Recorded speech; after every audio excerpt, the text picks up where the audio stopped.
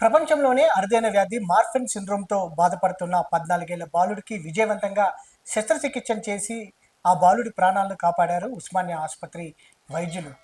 మార్ఫెన్ సిండ్రోమే కాదు, దాంతో పాటుగా ఊపిరితిత్తుల సమస్య కావచ్చు, దాంతో పాటుగా మల్టీ ఆర్గన్ సమస్యలు ఉండటంతో కూడా ఆ బాలుడిని పరీక్షించినటువంటి ఉస్మానియా ఆసుపత్రి వైద్యులు అతనికి విజయవంతంగా కాలేయ మార్పిడి చేసి దాంతో పాటుగా ఊపిరితిత్తుల సమస్యకు సంబంధించి కూడా సర్జరీ చేసి అతని ప్రాణాలని కాపాడటం జరిగింది.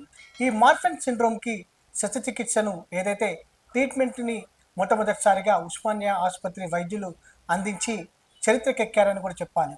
ఈ సర్జరీ విజయవంతం కావడంతో కూడా ప్రపంచ దేశాలందరూ ఏదైతే వైద్యులు ఉస్మానియా వైపు చూస్తూ ఉన్నారో, ప్రధానంగా సర్జికల్ గ్యాస్ట్రో ఎంట్రాలజీ డిపార్ట్మెంట్ వైద్యులు ఎవరైతే డాక్టర్ మధుసూదన్ ఉన్నారో ఆయనని పెద్ద ఎత్తున అప్రిషియేట్ చేస్తూ ఉన్నారు. దీంతో పాటుగా ఉస్మానియా ఆసుపత్రి ఈ చికిత్స నిర్వహించి అటు వైద్య శాస్త్రంలోనే ఒక సరికొత్త రికార్డు నెలకొల్పింది, సరికొత్త పేపర్ని లిఖించిందనేది కూడా వైద్యులు చెప్తా ఉన్నారు.